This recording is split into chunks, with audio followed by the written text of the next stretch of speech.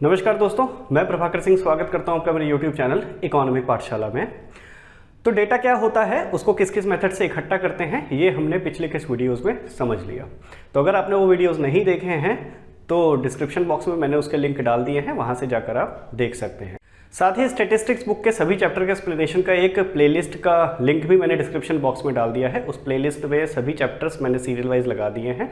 तो अगर आप शुरुआत से शुरू करना चाहते हैं तो वो प्लेलिस्ट ओपन करें और सीरियल से सभी वीडियोस देखते चले जाएं। कंफ्यूज नहीं होंगे कि पहले कौन सा वीडियो देखूं और बाद में कौन सा वीडियो देखूं। तो डेटा क्या होता है, उसको किस किस मेथड से इकट्ठा करते हैं, ये हमने समझ लिया। अब मान लेते हैं कि आपके टीचर ने आपको टास्क दिया था कि जाओ 11th क्लास के सभी बच्चों के सभी सब्जेक्ट्स के मार्क्स पूछकर लेकर आओ, और उसको आपने इकट्ठा किया जो कुछ इस फॉर्म में रहा होगा। अब आप इस डेटा को किसी को प्रेजेंट करोगे या दिखाओगे तो कुछ समझ में आएगा क्या? तो उत्तर होगा इसका नहीं। अब उस डेटा को आपने कुछ इस फॉर्म में व्यवस्थित किया, ऑर्गेनाइज किया और अपने टीचर को दिखाया आपने, तो वो बिल्कुल समझ पाएंगे कि हाँ, इससे कुछ कंक्लूजन निकल रहा है कि कितने बच्चे हैं जिनके 50% से ज़्यादा नंबर हैं, कितने बच्चे जिनके 60% से ज़्यादा नंबर हैं, 30 वाले कितने हैं, 40 वाले कितने हैं, किन बच्चों पर मुझे ज़्यादा मेहनत करनी है, किन बच्चों पर मुझे कम मेहनत करनी है। पिछले फॉर्म में ये समझ पाना, ये कंक्लूड कर पाना बहुत ही मुश्किल काम था। तो ये ऑर्गेनाइजेशन कैसे किया जाए डेटा का, ये ही हमें इस चैप्टर में समझना है। पिछले चैप्टर में हमने समझा था कि किस मेथड से हम डेटा को इकट्ठा करेंगे। अब उस इकट्ठा किए हुए डेटा को हम ऑर्गेनाइज कैसे करेंगे, व्यवस्थित कैसे करेंगे, ये ही हमें इस चैप्टर में अब समझना है। तो शुरू करते हैं फिर इकोनॉमिक पाठशाला। दो तीन बेसिक चीजों से शुरुआत करते हैं। कॉन्सेप्ट, अवधारणा क्या है व्यवस्थितीकरण की? तो ये एक क्रिया है, एक्टिविटी है। किस चीज की? आंकड़ों को सरल और व्यवस्थित करने की, सिंपल और ऑर्गेनाइज्ड ढंग में उसको प्रदर्शित करने की ये एक क्रिया है। कैसे उसको प्रदर्शित करते हैं अभी आगे हम चैप्टर में समझेंगे धीरे धीरे। आगे है कि वर्गीकरण, क्लासिफिकेशन करना डेटा का। तो आंकड़ों को बांटना क्या कहलाता है? वर्गीकरण करना कहलाता है। आंकड़ों को हम अलग अलग ढंग से उसकी समानता असमानता के आधार पर बांट सकते हैं। मान लेते हैं कि आपने अपनी क्लास में ही जो नंबर्स इकट्ठा किए हैं, उन नंबर्स को आप अलग अलग ढंग से बांट सकते हो। कैसे बांट सकते हो कि 50% से ज़्यादा बच्चे, 60% से ज़्यादा बच्चे इतने, 70% से ज़्यादा बच्चे इतने। या फिर अपने मोहल्ले में आपने कोई डेटा इकट्ठा किया है कि किस किस घर में कितनी कितनी आमदनी है लोगों की, तो उसमें आप वर्गीकरण कर सकते हो उनका कि 5,000 रुपये से कम कमाने वाले बंदे इतने हैं, 10,000 रुपये तक के कमाने वाले इतने हैं, 7,000 रुपये कमाने वाले इतने बंदे हैं। तो उनको आंकड़े जो भी आपने इकट्ठा किए हैं उनको उनकी समानता और असमानता के आधार पर, यानी कि इक्वलिटी और इनइक्वलिटी के आधार पर बांटना क्या कहलाता है? वर्गीकरण कहलाता है। वर्गीकरण किसी भी आधार पर हो सकता है। जो भी आपके आंकड़े हैं ये आपको चुनना पड़ेगा कि उसका वर्गीकरण किस आधार पर करना है। भौगोलिक आधार पर कर सकते हो कि इंडिया में रहने वाले इतने बंदे हैं, यूपी में रहने वाले इतने बंदे हैं, जनसंख्या के जैसे आंकड़े होते हैं। तो किसी भी आधार पर उसका वर्गीकरण हो सकता है। ऑब्जेक्टिव क्या है क्लासिफिकेशन का? उद्देश्य क्या है वर्गीकरण का? तो यूटिलिटी यानी कि उपयोगी बनाना है आंकड़ों को। जो आंकड़े आपने इस फॉर्म में यानी कि पुराने फॉर्म में इकट्ठा किए थे, उन आंकड़ों को प्रदर्शित करने पे, किसी को बताने पे कुछ भी कंक्लूजन नहीं निकलेगा, वो बेकार डेटा है। कुछ उपयोगिता है क्या उसकी? कुछ समझ में ही नहीं आएगा उस आंकड़ों से आप कहना क्या चाहते हो। लेकिन जब आप उनको एक व्यवस्थित रूप में, ऑर्गेनाइज्ड वे में प्रेजेंट करते हो किसी के सामने, तो वो उपयोगी हो जाते हैं उनके लिए। उससे वो कुछ डिसीजंस ले सकते हैं, कुछ कंक्लूजन्स निकाल सकते हैं। तो आंकड़ों को उपयोगी बनाना एक ऑब्जेक्टिव है क्लासिफिकेशन का।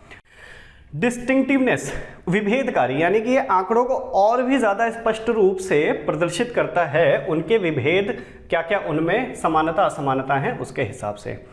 कंपैरेबिलिटी, तुलना योग्य बनाना आंकड़ों को। आप आंकड़ों को तुलना कर सकते हो, इनमें कंपेयर कर सकते हो दो आंकड़ों को, तीन आंकड़ों को, जब आप इस ऑर्गेनाइज्ड वे में प्रेजेंट करोगे। तो कंफ्यूज मत होना, ये सभी कैसे होंगे अभी आप धीरे धीरे इस चैप्टर में समझ जाओगे।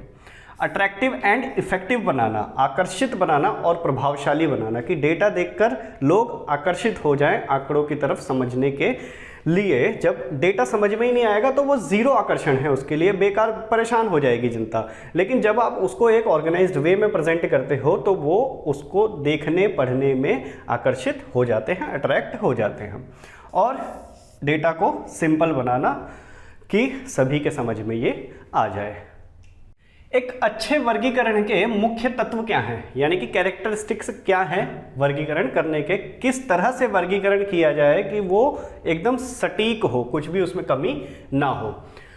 तो कॉम्प्रिहेंसिवनेस होनी चाहिए, व्यापकता होनी चाहिए वर्गीकरण में, मतलब जो भी आपने डेटा इकट्ठा किए हैं इस तरह से वर्गीकरण करना चाहिए कि सबके सब डेटा वो किसी ना किसी वर्ग में आ जाए। जैसे आपने डेटा इकट्ठा किया और नंबर्स का, और आप उसका वर्ग बनाते हो कि 0 से 10%, 10 से 20%, 30 से 40%, 40 से 50, तो इतना व्यापक होना चाहिए कि अगर 80% मैक्सिमम मार्क्स हैं तो 80% तक का आपका वर्गीकरण होना चाहिए।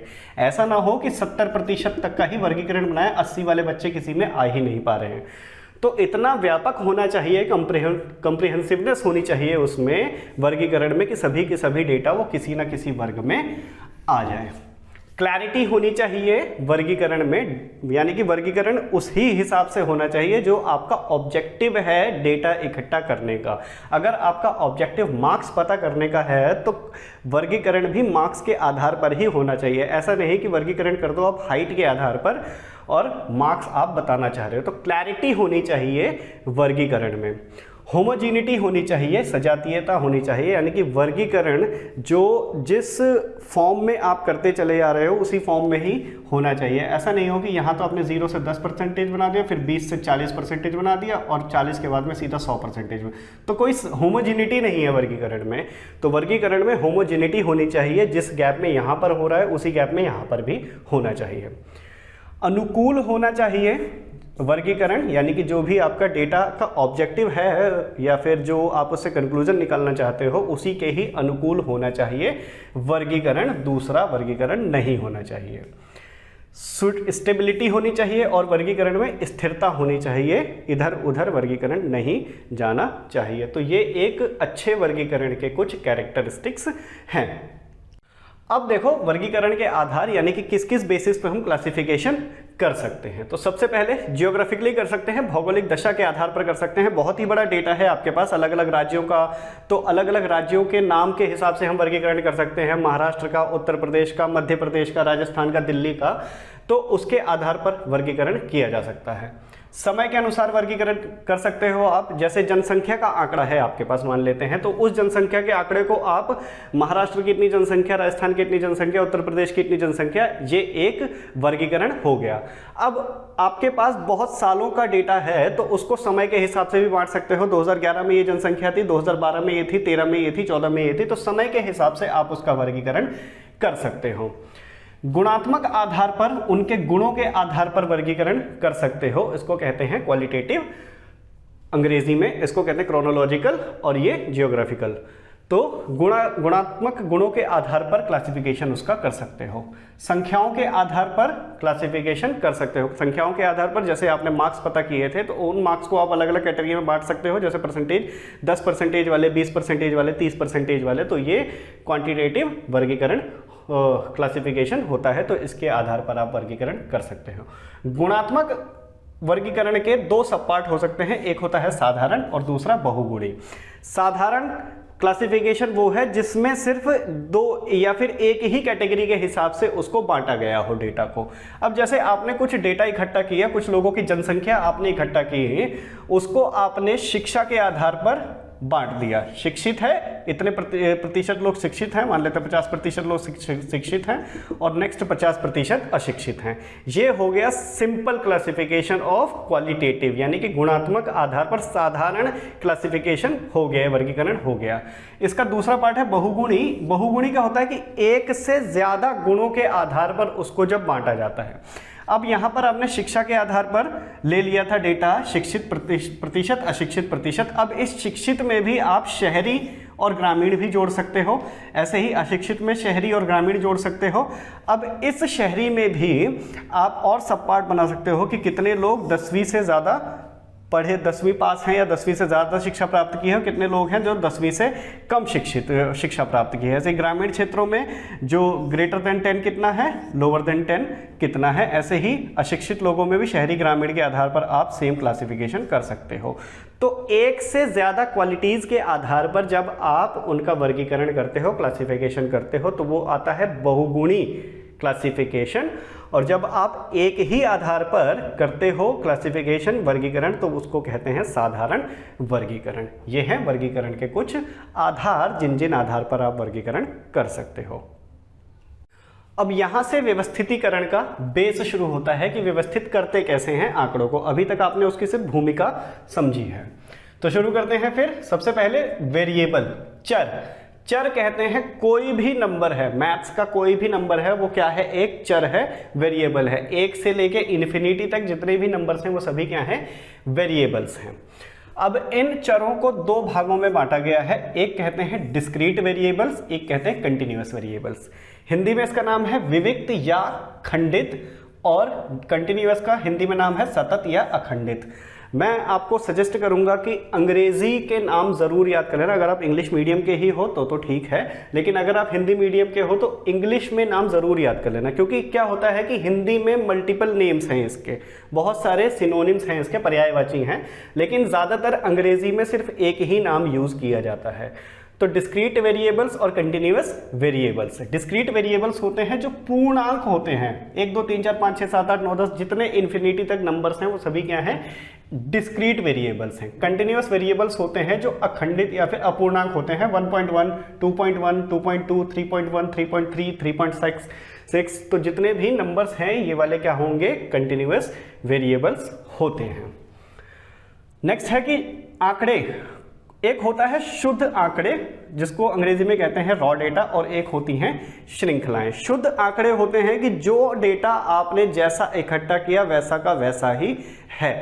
ये आपकी क्लास के बच्चों के टेस्ट में आए नंबर्स हैं 20 में से। आप एक बच्चे के पास गए, उसके नंबर पूछे, 10 लिख लिया, दूसरे के पास 11, तीसरे के पास गए 12। तो जैसे जैसे आप बच्चों के पास जाते गए वैसे वैसे आपने नंबर्स यहाँ पर पूछते हुए लिखते गए। इसको कहते हैं रॉ डेटा, शुद्ध आंकड़े, कि ये आंकड़े जैसे आपने इकट्ठे किए थे वैसे के वैसे ही लिख लिए हैं।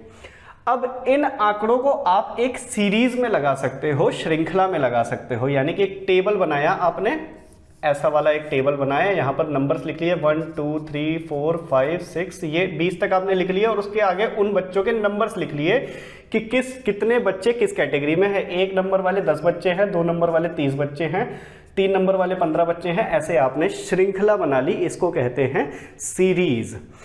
तो आप जो भी डेटा आपने जैसे इकट्ठा किया है उसको कहते हैं शुद्ध आंकड़े, अगर आपने वैसे ही लिखे हो, और उसको अगर किसी श्रृंखला में आपने लगा दिया, ऐसा एक टेबल बना लिया, तो उसको कहते हैं सीरीज, श्रृंखला। अब इन श्रृंखलाओं के दो सब पार्ट हो सकते हैं, एक है व्यक्तिगत श्रृंखला इंडिविजुअल सीरीज, और दूसरा है आवर्ती श्रृंखला फ्रीक्वेंसी सीरीज। इन दोनों को एक एक करके समझते हैं। अब तो सबसे पहले व्यक्तिगत श्रृंखला समझते हैं। तो ये आपका रॉ डेटा हो गया जो आपने क्लास के बच्चों से एक एक करके पूछे हुए हैं। अब इस डेटा को आप क्या कर सकते हो, क्रम में लगा सकते हो, सीरियल से लगा सकते हो। सीरियल का नंबर आपको पता है कैसे, मतलब 1 2 3 4 5 6 7 8, या तो बढ़ते हुए क्रम में लगा सकते हो या फिर घटते हुए क्रम में लगा सकते हो। तो यही होती है व्यक्तिगत श्रृंखला की, जो भी आपका रॉ डेटा है उसको या तो हम बढ़ते क्रम में लगाएं या फिर घटते क्रम में लगाएं, या तो असेंडिंग ऑर्डर में लगाएं या फिर डिसेंडिंग ऑर्डर में लगाएं, आरोही क्रम अवरोही क्रम। तो आप जितने भी नंबर्स हैं इनको क्रम में लगा सकते हो। तो पहले आ गया 1, अच्छा जितने भी नंबर्स होंगे वो रिपीट होंगे। यहाँ पर अगर एक बार 2 बार है तो 2 बार 1 लिखा जाएगा। फिर आ गया 1, फिर क्या है, उससे बड़ी इकाई 2 होती है तो 2 एक ही बार है। फिर उससे बड़ी इकाई क्या होती है, 3 3 3। फिर उससे बड़ी इकाई 4 भी है इसमें। जो नंबर इसमें नहीं होगा वो नहीं लिखा जाएगा, ठीक है। जैसे आप इसमें देख पा रहे होंगे कि कहीं पर भी 14 नहीं है तो हम 14 क्या कर देंगे, 13 के बाद सीधा 15 नंबर लिखा जाएगा। 16 नहीं है तो 15 के बाद सीधा 17 नंबर लिखा जाएगा। तो ये बढ़ते क्रम है कि जो भी डेटा में छोटी इकाई, फिर बड़ी इकाई, उससे बड़ी इकाई, तो इस तरह से इसको लिखा जाता है जब हम इसको असेंडिंग ऑर्डर में लिखेंगे। तो ये क्या होता है, व्यक्तिगत श्रृंखला एक बन गई कि आपने नंबर्स को उसको क्रम में लगा दिया। डिसेंडिंग ऑर्डर होता है कि सबसे बड़ी इकाई पहले आएगी डेटा की, उसके बाद फिर छोटी, फिर उससे छोटी, फिर उससे छोटी, फिर सबसे छोटी, है ना। तो अगर हमें इसे डिसेंडिंग ऑर्डर में लगाना है तो सबसे बड़ी इकाई क्या है इसमें, सबसे बड़ी इकाई हमें नजर आ रही है 17, 17 के बाद 16 नहीं है तो उसके बाद 15, 15 के बाद 14 नहीं है तो उसके बाद 13, 13 एक ही बार है। तो ऐसे लिखते चले जाएंगे, लेकिन याद रखना कि जो भी नंबर्स रिपीट हो रहे हैं, जैसे 9 रिपीट हो रहा है, 1 रिपीट हो रहा है, 3 रिपीट हो रहा है, 5 रिपीट हो रहा है, तो जो रिपीट हो रहा है वो रिपीटेंस में भी लिखा जाएगा। इसको कहते हैं व्यक्तिगत श्रृंखला। अब इन आंकड़ों को आपने पहले सीरियल में लगा दिया और उसके बाद क्या कर सकते हो, आप इसकी आवर्ती श्रृंखला बना सकते हो। आवर्ती श्रृंखला का मतलब है कि फ्रीक्वेंसी सीरीज की एक नंबर जो चर है उसकी एक कैटेगरी बना ली जाएगी और उसके आगे उसका नंबर लिख लिया जाएगा। ये होती है आवर्ती श्रृंखला। अब मैंने ये कैटेगरी बना ली 20 नंबर तक की, और मैं इसमें फिर स्टूडेंट्स के जितने भी नंबर्स हैं, जितने लोग हैं, वो सभी पुट करूंगा। तो 1 नंबर के कितने बच्चे हैं, 2 बच्चे हैं, ऐसे लिख लूंगा इसको। 2 नंबर के कितने बच्चे हैं, 1 बच्चा है। 3 नंबर के कितने बच्चे हैं, 2 बच्चे हैं। 4 नंबर के कितने बच्चे हैं, 1 बच्चा है। तो ऐसे जितने जितने भी बच्चे हैं उनकी कैटेगरी के आगे उनके नंबर्स में लिख लूंगा। तो इस डेटा को समझने में थोड़ी सी आसानी, इससे ज़्यादा इसमें आसानी होगी और इससे भी ज़्यादा इसमें आसानी होगी। तो ये है फ्रीक्वेंसी सीरीज, ये है व्यक्तिगत श्रृंखला। अब फ्रीक्वेंसी सीरीज के भी कुछ सब पार्ट हो सकते हैं जो किताब में दिए हुए हैं। अब क्या है उसका विविक्त या फिर आवर्ती व्यू। मैंने पहले भी कहा कि हिंदी में मल्टीपल नाम है, हो सकता है कि पेपर में वो वाला नाम आ जाए जो आपकी किताब में है ही नहीं, तो कंफ्यूज मत होना, उसका अंग्रेजी का नाम याद रखना और इंग्लिश के नाम से मैच करके देखना। तो विविक्त या आवर्ती व्यू, इसको कहते हैं डिस्क्रीट सीरीज, और दूसरा सब पार्ट है इसका आवर्ती वितरण या फिर सतत श्रृंखला। इसका अंग्रेजी में नाम है फ्रीक्वेंसी डिस्ट्रीब्यूशन। तो ये सभी श्रृंखलाएं या फिर सीरीज ही हमको इस चैप्टर में अब समझनी है। रॉ डेटा आप समझ गए। जो भी डेटा आप जब भी इकट्ठा करने जाते हो तो वो हमेशा रॉ होता है, उससे आप कोई भी कंक्लूजन नहीं निकाल सकते, क्योंकि जैसे जैसे डेटा आ रहा है उसको वैसे वैसे ही तो लिखोगे, पहले ही थोड़ी सीरीज में लगा दोगे। वो सीरीज में हमेशा बाद में लगाया जाता है, और सीरीज में कैसे लगाया जाएगा ये हम अब समझेंगे एक एक करके इन सभी सीरीज के बारे में। आशा करता हूँ यहाँ तक आसानी से आपको चैप्टर समझा पाया होगा। तो अगर आपको कोई ब्रेक लेना है तो यहाँ पर पॉज करके ब्रेक ले सकते हो। अब हम इसके आगे समझेंगे सारी की सारी सीरीज एक एक करके। तो देखो भाई, यहाँ से अब श्रृंखलाएं शुरू होती हैं। इंडिविजुअल सीरीज आपने व्यक्तिगत श्रृंखला समझ लिया, कुछ नहीं है उसमें, जितने भी आपके नंबर हैं सेम एंट्री होगी, सिर्फ उनको हम आरोही या फिर अवरोही क्रम में लगा देंगे तो वो बन जाएगी इंडिविजुअल सीरीज। वो कहाँ पर यूज़ करते हैं, लेकिन जहाँ पर भी डेटा बहुत ही कम हो, हमारे पास 10, 15, 20 नंबर हो तो हाँ हम इंडिविजुअल सीरीज यूज़ कर सकते हैं। लेकिन जब हमारे पास बहुत ही ज़्यादा डेटा हो, 100, 150, 200, 1000 बच्चों तक का भी, तो हम क्या करते हैं, फिर हम आते हैं आवर्ती श्रृंखला की तरफ, फ्रीक्वेंसी सीरीज की तरफ। क्या होगा इसमें कुछ नहीं है, इसमें हम कैटेगरी बना लेंगे, वर्ग बना लेंगे हर एक नंबर का, और उसमें उन जितने भी फ्रीक्वेंसीज या फिर नंबर बार बार रिपीट हो रहे हैं उन नंबर्स का जोड़ करके लिखा जाएगा। कैसे होगा ये अब हम समझते हैं। तो आवर्ती श्रृंखला जो है उसके लिए हमें 2-3 पॉइंट याद करने पड़ेंगे। पहले क्या है, फ्रीक्वेंसी, आवर्ती, कोई भी नंबर कितनी बार रिपीट हो रहा है। जैसे आपने पिछला वाला एग्जांपल देखा तो उसमें 3 नंबर 2 बार रिपीट हो रहा था, ये 2 बार रिपीट हो रहा था, 5 नंबर 2 बार रिपीट हो रहा था, 11 नंबर 2 बार रिपीट हो रहा था। ऐसे ही आगे जब आप डेटा इकट्ठा करोगे तो हो सकता है उसमें बहुत सारे नंबर कई बार रिपीट हो, 10 बार, 20 बार, 100 बार भी रिपीट हो। तो जो नंबर जितनी बार भी रिपीट होता है उसको कहते हैं फ्रीक्वेंसी या फिर आवर्ती। नेक्स्ट है क्लास फ्रीक्वेंसी, वर्ग की आवर्ती। तो कोई भी नंबर किस वर्ग में कितनी बार रिपीट हो रहा है, क्लास में कितनी बार रिपीट हो रहा है, ये क्लास मल्टीपल टाइप्स की हो सकती है, ये अभी हम अलग अलग टेबल्स में समझेंगे। तो कोई भी वर्ग में कितनी बार वो नंबर रिपीट हो रहा है उसको कहते हैं वर्ग आवर्ती। नेक्स्ट है टैली बार्स, मिलान रेखाएं। क्या होती हैं ये मिलान रेखाएं? अब जैसे कि आपके पास कोई डेटा है, उसमें आपने कुछ वर्ग बना लिए, मान लेते हैं आपने 2, 3, 4, 5 वर्ग बना लिए। ऐसे 5 नंबर का टेस्ट था और 5 नंबर के हिसाब से ये आपने वर्ग बना लिए। एक से शुरू कर लेते हैं। तो अलग अलग बच्चों के अलग अलग मार्क्स आए होंगे। एक बच्चे के पास गए आपने, उसने बताया मेरे 2 मार्क्स आए हैं, आपने यहाँ पर 1 डंडी लगा ली। दूसरे बच्चे के पास गए तो उसने बताया मेरे 3 मार्क्स आए हैं, तो आपने 3 के आगे 1 डंडी लगा ली। फिर तीसरे बच्चे के पास गए, उसने बोला 2 मार्क्स आए हैं, तो उसके आगे 1 डंडी लगा ली। फिर ऐसे ही चौथे के पास गए तो उसने बोला कि 4 मार्क्स आए, नेक्स्ट के पास गए उसने बोला 3 मार्क्स आए हैं। तो जब जब रिपीट होता जाएगा तो उसके आगे आप एक ये डंडी जोड़ते जाओगे। इस डंडी का मतलब है 1 2, फिर आगे आगे उसने बोला 3, फिर आगे गए उसने बोला ये 3, फिर इसके पास गए यहाँ पर ये यहाँ पर है, तो उतनी डंडियां आप जोड़ते जाओगे। फिर नेक्स्ट क्या होता है, जब 5वां नंबर रिपीट होता है तो इसको हम ऐसे काट देते हैं। इससे क्या होता है, गिनती करने में आसानी होती है। ये जहां पर भी होगा 1 2 3 4 5, 1 2 3 4 5, ऐसे काट दिया जाता है इसको कहते हैं टैली बार्स। फिर क्या होगा कि बार बार आपको डंडियां नहीं गिननी पड़ेंगी, फिर ये आप एक गिनोगे 5 10 15 20 25 30, ऐसे आसानी होगी थोड़ा टैली करने में। इसको कहते हैं टैली बार्स, मिलान रेखाएं। ये कैसे काम करती हैं अभी हम टेबल्स में समझेंगे। ये हो गया आवर्ती श्रृंखला के बारे में कुछ बातें याद रखने के लिए। अब आवर्ती श्रृंखला की 2 कैटेगरी थी, कौन कौन सी, डिस्क्रीट और कंटिन्यूअस श्रृंखला। हिंदी में इसको कहते हैं विविक्त या फिर खंडित श्रृंखला, कंटिन्यूअस को कहते हैं अखंडित या फिर सतत श्रृंखला। इसका एक और नाम है अविच्छिन्न श्रृंखला। तो मैंने कहा कि हिंदी में इसके मल्टीपल नाम हो सकते हैं, लेकिन अंग्रेजी में ज़्यादातर एक ही नाम चलता है, इसलिए अंग्रेजी का नाम याद कर लेना चाहिए आपको। तो डिस्क्रीट और कंटिन्यूअस सीरीज।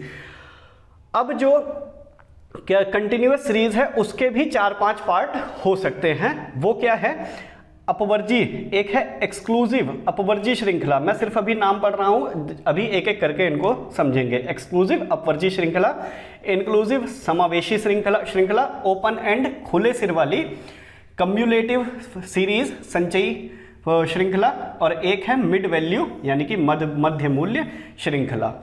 तो हमें आवर्ती श्रृंखला के अंदर ये 2 और इस एक के अंदर में ये 5 श्रृंखलाएं समझनी है कौन कौन सी होती हैं ये, ठीक है। तो अब एक एक करके इनको समझते हैं और चैप्टर को करते हैं क्लोज। ज़्यादा देर का है नहीं, अभी मुश्किल से 10-1 मिनट में ये सारी की सारी श्रृंखलाएं खत्म हो जाएंगी। अच्छा, श्रृंखलाएं समझने से पहले ये 2-3 पॉइंट और समझ लेते हैं हम। क्लास, वर्ग क्या है, कोई भी वर्ग आप बना सकते हो। जैसे मैंने बताया कि आपने क्लास के बच्चों के नंबर इकट्ठा किए तो उन नंबर्स का एक वर्ग बना लिया, उसमें फिर जिसके जितने नंबर रिपीट हो रहे थे उसको आपने डाल दिया अपने। रिपीटेंस को क्या कहते हैं, फ्रीक्वेंसी। तो जितनी भी फ्रीक्वेंसीज थी नंबर्स की, वो नंबर्स की फ्रीक्वेंसीज आपने इसमें डाल दी।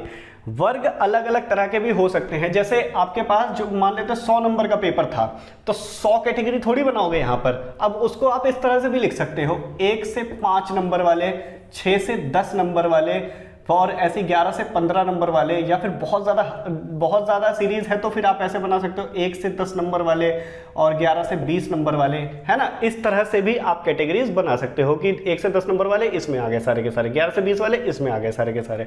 तो इसको कहते हैं वर्ग। तो वर्ग आप अलग अलग तरह से अलग अलग रूप में बना सकते हो। इस वर्ग के बारे में ही, क्योंकि वर्ग अलग अलग तरह से बन सकते हैं इसीलिए ये टेबल्स भी अलग अलग तरह की हैं।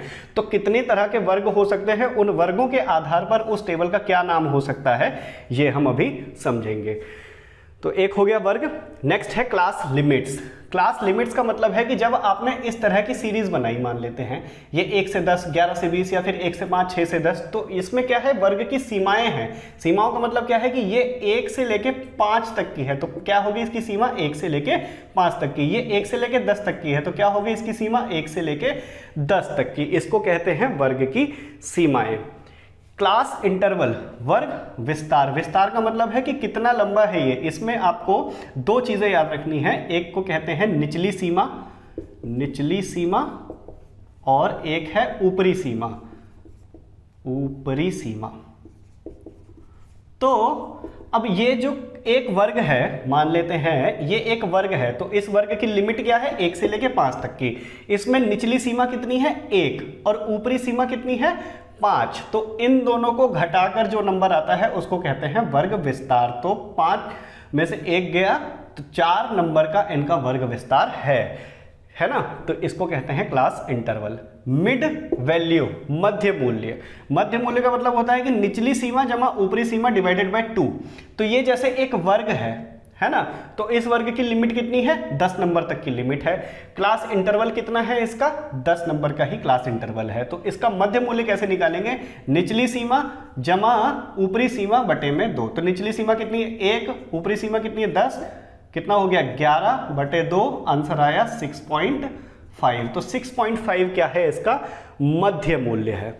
तो ये 3-4 चीजें वर्ग के बारे में याद कर लेना। छोटा सा पॉइंट है, एक एक नंबर के कभी कभी आ जाते हैं, पर हाँ ये आपको ये सभी टेबल्स समझने में या फिर सीरीज समझने में आसानी होगी इनसे, क्योंकि इसके आधार पर ही इतनी सारी सीरीज बनी हुई हैं।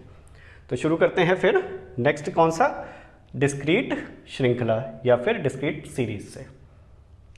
तो सबसे पहले डिस्क्रीट सीरीज का उदाहरण देखो, विविक्त श्रृंखला का। ये रॉ डेटा है, शुद्ध आंकड़े, यानी कि क्लास में एक 20 नंबर का टेस्ट हुआ, उसमें इन बच्चों के इतने इतने मार्क्स आए। Roll number 1, roll number 2, roll number 3, कुछ भी आप इनको कह सकते हो। तो ये कुछ बच्चों का नंबर लिए गए, उन बच्चों के इतने इतने मार्क्स आए। ये क्या है, रॉ डेटा। अब मैंने क्या किया, इनकी एक वर्ग बना लिया इनका। ये इनकी क्लास हो गई 11 नंबर, 12 नंबर, 14 नंबर, 16 नंबर। जो नंबर नहीं है उसका मैंने वर्ग बनाया ही नहीं।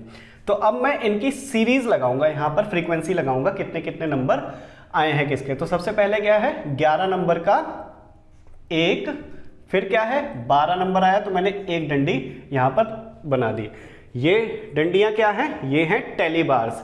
यहां पर मैंने लिख दिए हैं याद रखने के लिए, ये पॉइंट्स सीरीज बनाते टाइम याद रहने चाहिए, इसीलिए मैंने इनको यहां पर लिख दिया। Frequency, class, tally bars, class intervals, lower limit, upper limit, class limits, mid value. अगर इनको फिर से आपको याद रखना है तो वीडियो में थोड़ा सा पीछे जाइए और इनको याद कीजिए। तो फ्रीक्वेंसी मैंने यहां पर लिख दी इसकी, ये क्या है, टेली बार्स है। तो 11 के आगे एक नंबर, एक डंडी हो गई, 12 के आगे दूसरी डंडी, फिर क्या है 14 नंबर तो 14 के आगे एक डंडी हो गई, फिर क्या 11 नंबर तो 11 के आगे एक डंडी हो गई, फिर क्या 16 नंबर तो 16 के आगे एक डंडी, 11 के आगे 17, 16, 17, 14 और फिर 17, फिर 18, फिर 20, फिर 14 और फिर 20, फिर 17, फिर 20 और फिर 17। अब जब 17 पांचवी बार आया तो हम क्या करेंगे, 1 2 3 4 5, फिर 14 और फिर 20। तो अब क्या होगा, ये तो हो गई फ्रीक्वेंसी, और उसके बाद में नंबर्स कितने हो गए, फिर ये कम्युलेटिव। 11 नंबर के कितने बच्चे हो गए, 3 बच्चे, 12 नंबर का 1 बच्चा, 14 नंबर के 4 बच्चे, 16 नंबर के 2 बच्चे, 17 नंबर के 5 बच्चे, 18 नंबर के 1 बच्चा, 20 नंबर के 4 बच्चे। तो ये बन गया आपका एक डिस्क्रीट सीरीज, विविक्त श्रृंखला। ऐसे बनाते हैं भाई श्रृंखला, या फिर रॉ डेटा को व्यवस्थित कैसे करते हैं, ऑर्गेनाइज कैसे करते हैं, तो इस तरह से ऑर्गेनाइज किया जाता है। ये हो गई एक सीरीज। अब इस तरह के ही मल्टीपल सीरीज बन सकती हैं, जो कि ये तो हो गया विविक्त श्रृंखला। अब हमें पढ़ना सतत या फिर आवर्ती वितरण भी कहते हैं उसको। तो डिस्क्रीट सीरीज या फिर अलग अलग तरह की सीरीज ऐसे ही बनती है, ये सीरीज ही हमको अब आगे पढ़नी है। तो ये हो गया डिस्क्रीट। अब आगे की सीरीज हम समझते हैं। अब देखो भाई, कंटिन्यूअस सीरीज आती है, हिंदी में इसको कहते हैं आवर्ती वितरण, सतत या फिर अखंडित, कुछ भी नाम आ सकता है इसमें से, इसीलिए अंग्रेजी का नाम याद कर लेना। तो इसके 5 सब पार्ट थे, वो एक एक करके समझते हैं अब। तो सबसे पहले तो कंटिन्यूअस सीरीज वो वाली होती है जिसमें जो वर्ग बनाए जाते हैं वो निचली सीमा और ऊपरी सीमा का यूज करके बनाया जाता है, या फिर ये कहें कि क्लास इंटरवल्स वाले होते हैं। कैसे, जैसे ये 10 से 12, 12 से 14, 14 से 16, 10 से 11, 12 से 13, 14 से 15। तो इस तरह की ही सीरीज वर्ग इसमें क्लासेस में बनाई जाएंगी, जिसमें कुछ न कुछ इंटरवल्स हों। जिसमें इंटरवल्स नहीं होते वो कौन सी वाली होती है, वो विविक्त होती है। ठीक है, विविक्त श्रृंखला होती है, डिस्क्रीट सीरीज होती है। जिसमें भी इंटरवल्स होते हैं वो कंटिन्यूअस सीरीज का पार्ट होती है। और कंटिन्यूअस सीरीज के अंडर में कौन सा पार्ट होगी ये आप अभी समझ जाओगे। तो सबसे पहला कौन सा था कंटिन्यूअस सीरीज का, अपवर्जी श्रृंखला। हिंदी में अंग्रेजी में इसको कहते हैं एक्सक्लूसिव सीरीज। तो इसकी क्लास कैसे बनती है, इसकी क्लास ऐसे बनती है कि जो निचली सीमा और ऊपरी सीमा होगी, एक वर्ग की जो निचली ऊपरी सीमा होती है वो ऊपरी सीमा दूसरे वर्ग की निचली सीमा होगी। एक वर्ग की जो ऊपरी सीमा होगी, अपर लिमिट होगी, वो दूसरे वर्ग की सेकंड क्लास की लोअर लिमिट होगी। ये 10 से 12 और 12 से 14, ऐसे ही 14 से 16, ये क्या है, अपर लिमिट है, यहां पर ये लोअर लिमिट है। 16 से 18, ठीक है। तो जो ऐसी श्रृंखला होती हैं, एक्सक्लूसिव सीरीज होती है, उसमें जो एक वर्ग की अपर लिमिट है वो दूसरे वर्ग की लोअर लिमिट होती है। एक पॉइंट। दूसरा पॉइंट इसका ये होगा कि जो 12 नंबर वाला छात्र होगा, अब किसी के जिसके 12 नंबर आए हैं वो आप किस वर्ग में गिनोगे। जैसे ये 16 की हमारे पास एक कैटेगरी है, 16 की यहाँ पर अपर लिमिट है, यहाँ पर लोअर लिमिट है, तो जो 16 वाला छात्र होगा वो किस में गिना जाएगा, ये वाला छात्र किस में गिना जाएगा। तो हमेशा याद रखना जो निचली सीमा वाला वर्ग होता है उसके अंदर गिना जाएगा। तो 16 वाला अपर लिमिट वाले वर्ग में नहीं गिना जाएगा, लोअर लिमिट वाले वर्ग में गिना जाएगा। तो ये जब हम 16 की एंट्री यहाँ पर करेंगे तो इस क्लास के अंडर नहीं करेंगे, इस क्लास के अंडर करेंगे। ये इसका सेकेंड पॉइंट है। एक्सक्लूसिव सीरीज अपवर्जी श्रृंखला बनाते टाइम याद रखना, जब आप टैली बार से मैच करोगे तो 16 या फिर जो भी अपर लिमिट वाला जो नंबर है उसकी एंट्री अपर लिमिट वाले वर्ग में नहीं होती है, लोअर लिमिट वाले वर्ग में होती है। तो ये हमने वर्ग बना लिए और यहाँ पर अब टैली करते हैं। तो सबसे पहले क्या है 11 नंबर, तो 11 किसके अंडर आएगा, इसके अंडर आएगा। नेक्स्ट क्या है 12, तो 12 किसके अंडर आएगा, 12 दूसरे वाले के अंडर आएगा, क्योंकि यहाँ पर ये लोअर लिमिट है, यहाँ पर ये अपर लिमिट है। नेक्स्ट है 14, तो 14 किसके अंडर आएगा, 14 ऊपर वाले में नहीं आएगा, नीचे वाले में आएगा। 11 ठीक है, फिर 16, तो 16 नीचे वाले में आएगा, फिर 11, फिर 16। तो ऐसे आपको टैली बार्स करके यहाँ पर फ्रीक्वेंसी करनी है और टैली बार्स बनाने हैं, उसके बाद में फ्रीक्वेंसी यहाँ पर लिख लेनी है। तो याद है आपको, जब आप जैसे ही नंबर रिपीट होते जाएंगे उतनी डंडी हम बनाते रहेंगे, और जब डंडी 4 के बाद 5 आती है तो इसको ऐसे काट देते हैं। तो कुछ नहीं करना, खाली क्लास इस हिसाब से बनानी है और टैली बार्स और फ्रीक्वेंसी तो सेम चलता है। ये आपका रॉ डेटा है, इसको आपने इसके अंडर में फिक्स करना है। ये हो गई आपकी अपवर्जी श्रृंखला।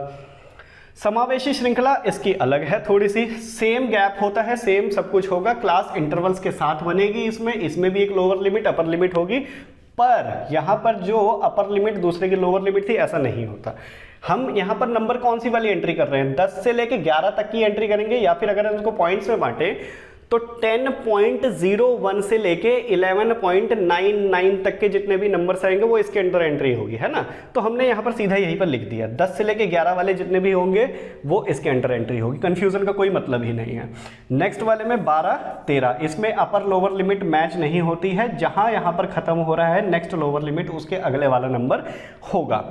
तो 10 से 11, 12 से 13, ऐसे ही 13 से फिर 13 के बाद 14 नंबर, तो 14 से 15, फिर 15 के बाद 16 नंबर, सॉरी यहाँ पर मैंने 15 ही लिख दिया, तो ये होगा 16 से 17 और ये 18 से 19, ठीक है, और फिर 20 से 21, ऐसे वाले नंबर, यानी कि लोअर लिमिट यहाँ पर सेम नहीं होती है। नेक्स्ट जो नंबर होगा वहाँ से वो वर्ग क्लास शुरू होगा। तो इसको कहते हैं समावेशी श्रृंखला। ये हो गई अपवर्जी श्रृंखला जिसमें लोअर और अपर लिमिट सेम होती है, इसमें सेम नहीं होती। नेक्स्ट नंबर से नेक्स्ट वर्ग का लोअर लिमिट शुरू होती है। तो कुछ नहीं करना, इसमें भी वर्ग खाली इस हिसाब से बनाने हैं, बाकी टैली बार्स और फ्रीक्वेंसी तो जो भी तुम्हारा रॉ डेटा होगा उसके हिसाब से यहाँ पर फिक्स कर लेना। ये हो जाएगी तुम्हारी समावेशी श्रृंखला तैयार। श्रृंखला बनाते टाइम याद रखना कि हमेशा बॉर्डर करना है, ठीक है। बॉर्डर करने के साथ साथ में ये लाइन के बॉर्डर भी करने हैं जो वर्ग आपके अलग वाले हैं, तभी आपकी श्रृंखला तैयार होगी। ये सीरीज ऐसे बनती है, कहीं बिना बॉर्डर के छोड़ ना देना। मैं खाली एग्जांपल्स देने के लिए आपको यहाँ पर समझा रहा हूँ इस हिसाब से। तो दो आप समझ गए, अपवर्जी और समावेशी। अब देखो भाई, खुले सिर वाली, इसको कहते हैं निर्वतमुखी भी कहते हैं, पर अंग्रेजी में एक ही शब्द है ओपन एंड। इस श्रृंखला में, इस सीरीज में क्या होता है कि जो भी पहला वर्ग होगा उसकी निम्न सीमा नहीं दी जाती। क्या लिखा होगा वहां पर, 5 से कम। अब 5 जहां से भी सीरीज शुरू हो रही है, पहला जो ग्रुप क्लास हम बनाएंगे उसकी निम्न सीमा नहीं देते। तो अगर हम 5 से शुरू कर रहे हैं तो 5 से कम लिख देंगे, 10 से शुरू करें तो 10 से कम, 100 से कम, तो 100 से कम जितने भी नंबर वाले बच्चे होंगे वो सब के सब उस वाली कैटेगरी में चले जाएंगे। तो 5 से कम लिखा होगा यहाँ पर निम्न सीमा की जगह पर। और नेक्स्ट क्या है कि अंतिम वर्ग की उच्च सीमा नहीं दी होती, और जो लास्ट वाला क्लास होगा उसका जो मैक्सिमम नंबर है वो नहीं लिखा होता। तो यहाँ पर 20 से अधिक लिख दिया गया है, तो 20 और 20 से अधिक जितने भी बच्चों के नंबर आए होंगे वो सबके सब इसके अंदर में एंट्री हो जाएगी। इसको कहते हैं खुले सिर वाली ओपन एंड। अब ध्यान देना कि जो ओपन एंड है वो समावेशी श्रृंखला और अपवर्जी श्रृंखला दोनों में बन सकती है, यानी कि इंक्लूसिव और एक्सक्लूसिव दोनों में बन सकती है। यहां पर बस क्या लिखना है, 5 से कम, और हम यहां पर दूसरा वर्ग शुरू कर देंगे 6 से 10, 11 से 15, 16 से 20 और उसके बाद में 21 से अधिक। इस तरह से भी बना सकते हैं। तो समावेशी और अपवर्जी दोनों के अंतर में हो सकती है। बस क्या होगा इसमें कि जो पहला क्लास होगा उसकी निम्न सीमा नहीं दी जाती, उच्च सीमा नहीं दी जाती।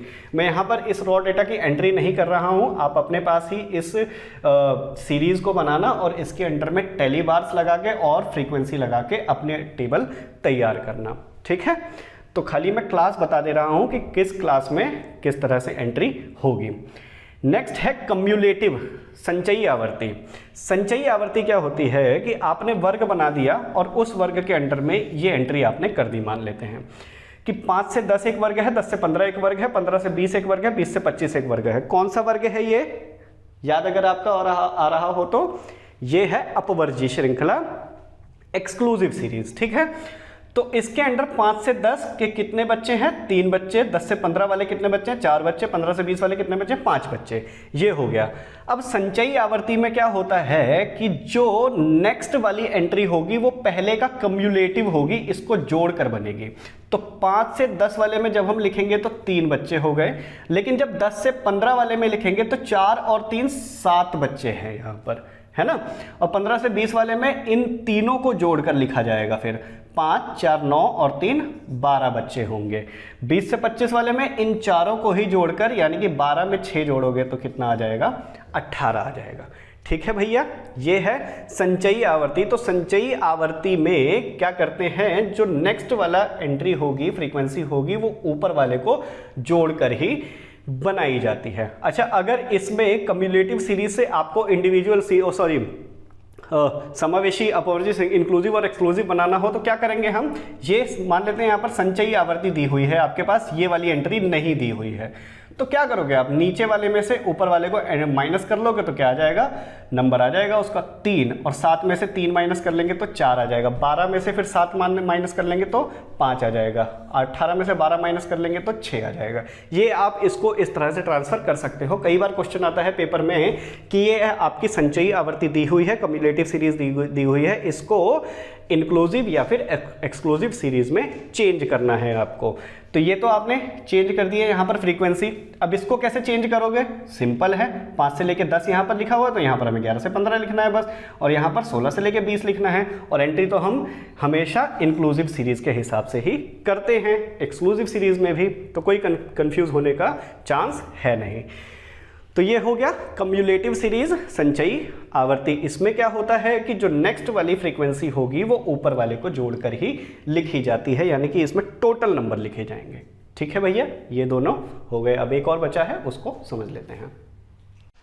देखो भाई, लास्ट है अब मध्य मूल्य वाली श्रृंखला, यानी कि मिड वैल्यू सीरीज। तो मिड वैल्यू आपको याद है कैसे निकालते हैं?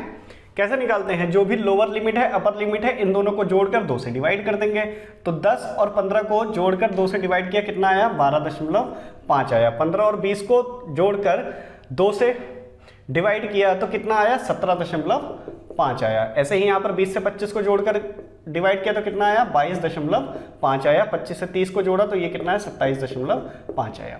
ठीक है, तो यहां पर जो मध्य मूल्य वाली सीरीज होगी, ध्यान देना, वो इस तरह से नहीं लिखी होगी, वो लिखी होगी मिड वैल्यू के साथ। इसकी जगह पर यहां पर लिखा होगा 12.5, 17.5, 22.5 और 27.5 यहां पर, और ऊपर लिखा होगा मिड वैल्यू। ये मिड वैल्यू है। अब इस मिड वैल्यू के हिसाब से इस नंबर की टेली बार्स आपको यहां पर बनाना है और यहां पर आपको फ्रीक्वेंसी बनानी है। तो भैया याद रखना, मिड वैल्यू में इन दोनों को जोड़कर जो 2 से डिवाइड करके नंबर आया होता है वो लिखा रहता है, बजाय इसके पूरा का पूरा क्लास नहीं लिखा होगा, सिर्फ मिड वैल्यू उसका लिखा होगा। आपको जोड़कर ये निकालना होगा कि किसके बीच का नंबर हमको लाना है। तो ये है मिड वैल्यू वाली सीरीज।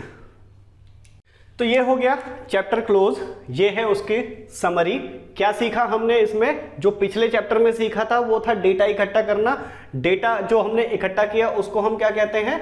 रॉ डेटा, शुद्ध आंकड़े। और उस रॉ डेटा को हम किस सीरीज में बांट सकते हैं? एक तो इंडिविजुअल सीरीज बना सकते हैं उसका, यानी कि जितने भी आपके नंबर से उसको असेंडिंग ऑर्डर में लगा दिया या फिर डिसेंडिंग ऑर्डर में लगा दिया, तो इंडिविजुअल सीरीज में बांट सकते हैं। या फिर हम उसको एक एक क्लास बना के उसमें उसकी एंट्री फ्रीक्वेंसी दोहरा सकते हैं कि किस क्लास के कितने बच्चे हैं।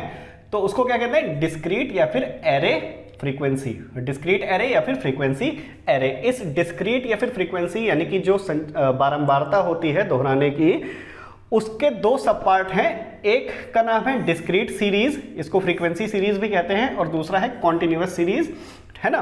तो डिस्क्रीट सीरीज में क्या था कि जितने भी मार्क्स होंगे उनका एक क्लास बनाया जाएगा, यानी कि उसमें लोअर लिमिट अपर लिमिट नहीं होती है। जितने भी मार्क्स थे, ये जितने भी मार्क्स हैं उन सभी का एक क्लास बनाया जाएगा और उस क्लास के अंडर में उसकी फ्रीक्वेंसी दिखाई जाएगी कि कितने 11 नंबर के कितने बच्चे हैं, 12 नंबर के कितने बच्चे हैं, है ना। ऐसा नहीं होगा कि 11 से 15 के कितने बच्चे हैं। ये वाली सीरीज कौन सी होती है? डिस्क्रीट सीरीज होती है। नेक्स्ट होता है कॉन्टिन्यूअस सीरीज, कि हम हर एक का अलग अलग ग्रुप ना बनाकर एक क्लास बना देते हैं, वैसे ही कि 10 से 15, 15 से 20, 20 से 25, इस तरह की जितनी भी सीरीज बनती हैं उसको कहते हैं कंटिन्यूअस सीरीज।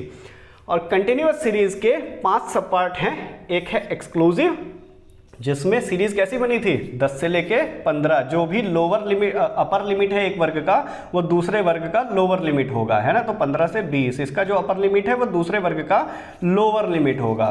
तो ये है एक्सक्लूसिव सीरीज। नेक्स्ट थी इंक्लूसिव सीरीज। इसमें क्या होता है? इसमें लोअर अपर लिमिट का कोई भी पंगा नहीं है।